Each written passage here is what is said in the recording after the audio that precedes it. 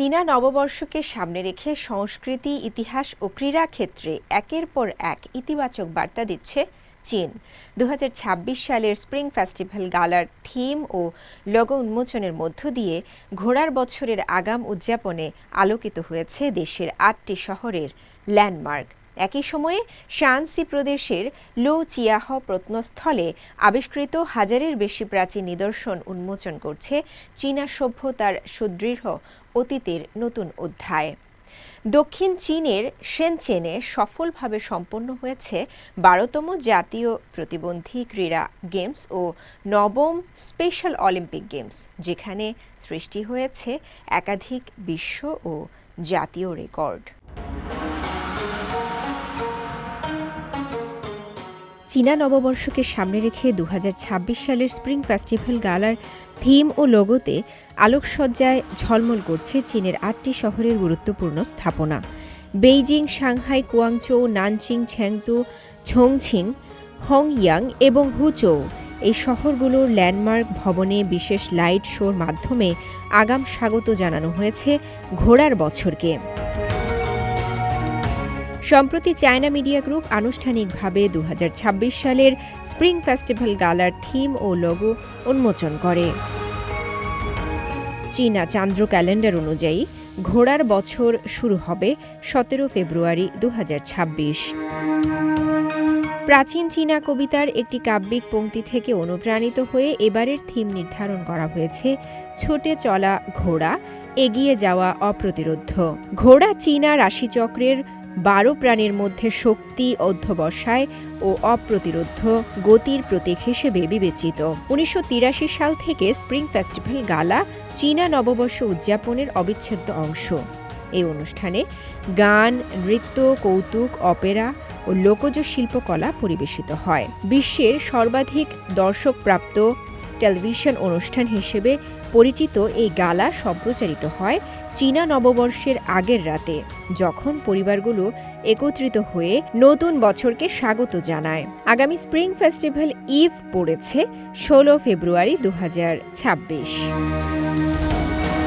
এদিকে চীনের উত্তর পশ্চিমাঞ্চলীয় শায়ানসি প্রদেশের লো চিয়াহ প্রত্নস্থল থেকে বিপুল পরিমাণ সাংস্কৃতিক নিদর্শন আবিষ্কার করেছেন প্রত্নতত্ত্ববিদরা। মৃৎপাত্র, পাথরের সরঞ্জাম ও জেডের তৈরি শিল্পকর্মসহ উদ্ধার ও সংরক্ষিত নিদর্শনের সংখ্যা 1000 ছাড়িয়ে গেছে।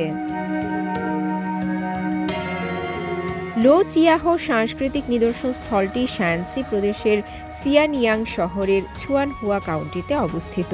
সিয়ানইয়াং কালচারাল হেরিটেজ ইনস্টিটিউটের প্রত্নতাত্ত্বিক দল 2022 সালের মার্চ থেকে 2025 সালের সেপ্টেম্বর পর্যন্ত এখানে খনন কাজ পরিচালনা করে।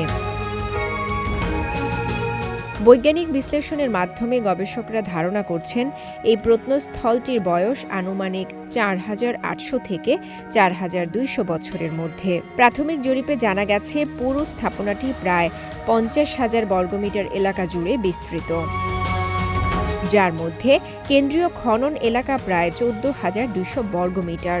প্রত্নতত্ত্ববিদদের মতে লো চিয়াহ স্থলের বেশিরভাগ মৃৎপাত্র কয়েলিং পদ্ধতিতে তৈরি এবং কিছু মৃৎপাত্র পালিশ করা, যা তৎকালীন উন্নত কারিগরি দক্ষতার প্রমাণ বহন করে। এই আবিষ্কার প্রাচীন চীনা সভ্যতার জীবনযাপন, প্রযুক্তি ও শিল্প কৌশল সম্পর্কে নতুন ধারণা দেবে বলে আশা করছেন গবেষকরা। চীনের 12তম জাতীয় প্রতিবন্ধী ক্রীড়া গেমস এবং নবম জাতীয় স্পেশাল অলিম্পিক গেমস সোমবার দক্ষিণ চীনের কুয়াংতং প্রদেশের শেনচেন শহরে সফলভাবে শেষ হয়েছে। চীনের 12তম জাতীয় প্রতিবন্ধী ক্রীড়া গেমস এবং নবম জাতীয় স্পেশাল অলিম্পিক গেমস সোমবার দক্ষিণ চীনের কুয়াংতং প্রদেশের শেনচেন শহরে সফলভাবে শেষ হয়েছে। স্টেট কাউন্সিলর শেন ইয়ে ছিন আনুষ্ঠানিকভাবে গেমসের সমাপনী ঘোষণা করেন। এটি ছিল প্রথমবার যখন কুয়াংতং, হংকং, ম্যাকাও, গ্রেটার বে এরিয়া অঞ্চলে একযোগে এই দুটি গেমস আয়োজন করা হয়।